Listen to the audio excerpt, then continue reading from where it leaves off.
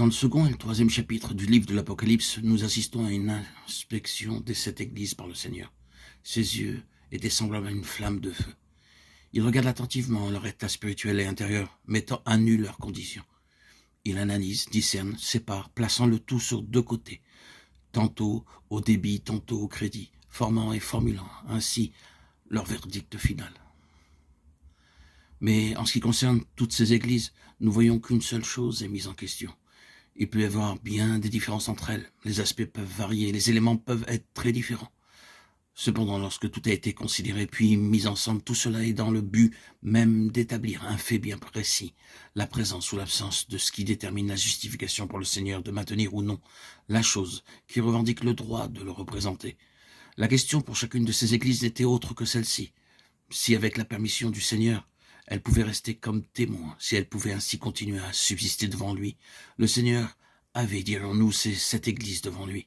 Il les tenait dans sa main et devait décider s'il pouvait les garder ou s'il devait les mettre de côté, s'il avait à ôter le chandelier de sa place ou si celui-ci pouvait demeurer en relation avec lui. Ainsi la question était clairement posée, ou leur maintien comme témoin en relation avec le dessein du Seigneur ou leur mise de côté.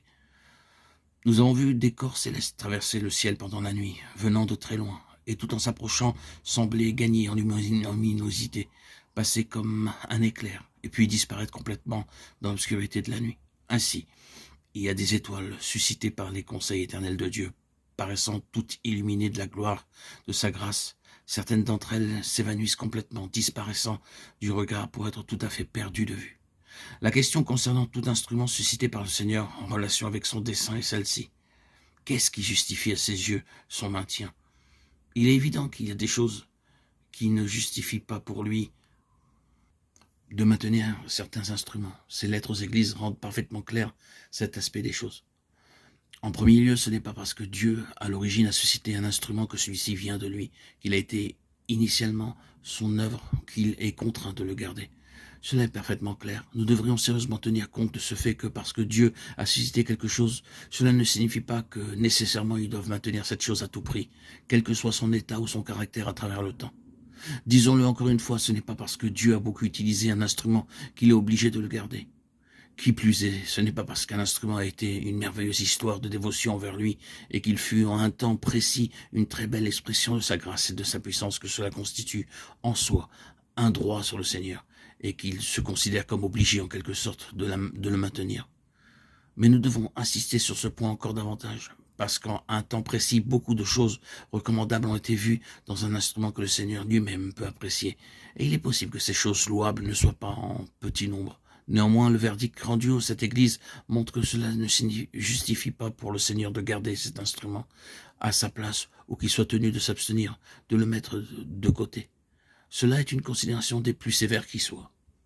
Il pourrait être admis que si Dieu a suscité un instrument, si celui-ci a été mis à la première place dans sa main, si Dieu l'a utilisé et béni, si par celui-ci furent montrés les traits et les caractéristiques de sa grâce et de son amour, et s'il possédait encore en lui beaucoup de bonnes choses que le Seigneur pouvait apprécier, tandis qu'il l'inspectait de ses yeux de flamme, alors c'est sûr, le Seigneur doit le maintenir.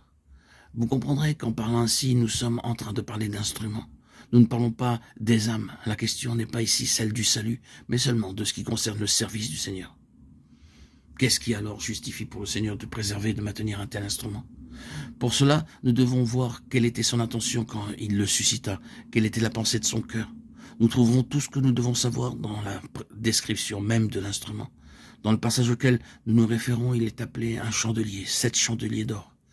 Notre connaissance de la parole nous donne plus de lumière sur ce que cela signifie, et l'Ancien Testament en particulier nous vient en aide dans cela.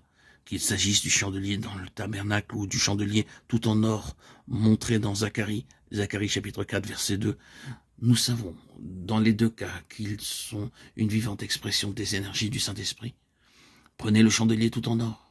Nous nous souvenons du modèle de celui-ci avec 7 lampes et 7 conduits et l'huile se déversant directement des 2 oliviers vivants à travers les conduits dans les lampes de manière à pourvoir constamment à la lumière du chandelier. Cette illustration est ainsi très complète et très explicite. C'est quelque chose de vivant. À l'une des extrémités se trouve une fontaine vivante, une source. Le prophète ne parle pas de réservoir, de citerne, de quelques récipients fabriqués par l'homme, mais d'arbres vivants et d'huile ainsi fournie continuellement. Toujours fraîche, oui, toujours fraîche et chaude, provenant des artères d'un organisme vivant, et ainsi, en tant que telle, coulant vers le chandelier qui éclaire d'une lumière constante, immortelle, une lumière ne variant aucunement, ne périssant jamais, étant constamment maintenue dans son plein éclat. C'est une flamme qui est un témoignage d'une vie infaillible, une lumière qui en témoigne, une lumière d'une vie qui ne meurt pas, d'une vie toute suffisante. Le témoignage d'une vie qui n'est pas une abstraction ou quelque chose qui est emmagasiné, mais bien de quelque chose qui vient à chaque instant d'un fleuve inépuisable, une vie puissante et glorieuse. Alors que la flamme brûle, cela est une déclaration constante de victoire, de cette victoire sur la mort, oui, sur cette mort qui cherche à éteindre la lumière, à souffler la flamme, à l'étouffer. Elle est une déclaration constante que cette mort n'a pas le pouvoir de l'éteindre. Il y a aujourd'hui la même flamme immortelle de vie divine dans le puissant témoignage de chaque témoin, de chaque vase, de chaque instrument choisi par Dieu contre la puissance de la mort. Cela est pour le Seigneur sa seule justification.